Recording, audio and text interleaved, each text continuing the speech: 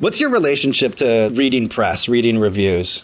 Oh, it's evolved because I used to and I don't anymore.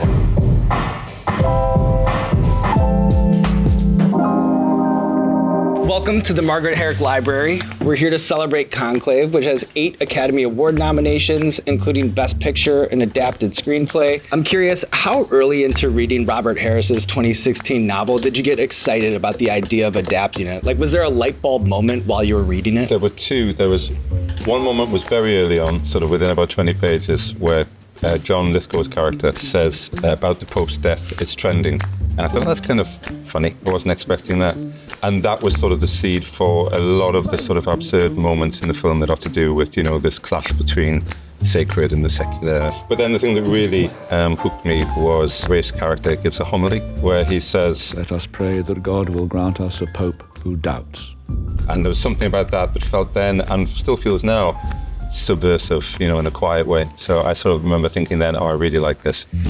We're here at the Margaret Herrick Library, and part of the fun of doing an interview here is that we're able to pull some artifacts from the films that influenced and inspired you. Sure. And we're gonna start with Cool Hand Luke. So this right here is a press book and flyer from the library's core collection reference files. Fantastic. How did this film influence you think? So the films I was brought up with were kind of mainly 30s, 40s, 50s American cinema. And then when I got into my teens, I started seeing films that were from America from the 60s and the 70s. Cool Hand Luke was one of them, One Flew Over the Cuckoo's Nest, The Lasty Tale. And it's interesting in relation to Conclave. I was brought up Catholic.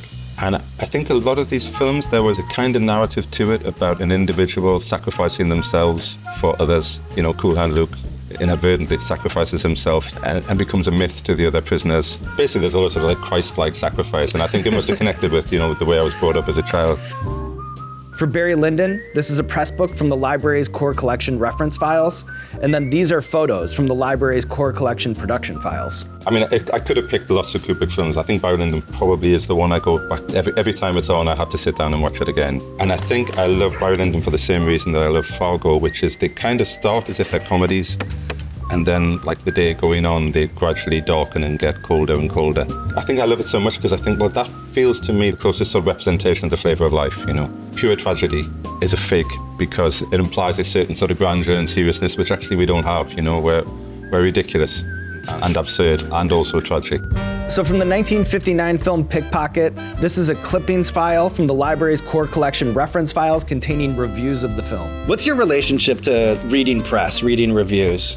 Oh, it's evolved because I used to and I don't anymore.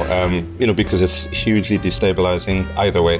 When you get the good one, I mean, the good ones are less destabilizing, but it's Right. kind of fun. Pickpocket, I just hadn't seen anything quite like it before. There's something really weird in the performance because he deliberately picks on actors and then he gives them minute physical direction, you know. Reality just shifted like that, which gives it a strange intensity. He's very religious, he's very interested in spiritualism, which again probably connected with my lapsed Catholic roots, you know. They're often tales of individuals sort of struggling for redemption, and Pickpocket certainly is. Well, thank you so much for sharing your favorites, sharing your own story, and talking about Conclave. Again, nominated for 8 Academy Awards. Peter, best of luck this weekend. Thank you so much.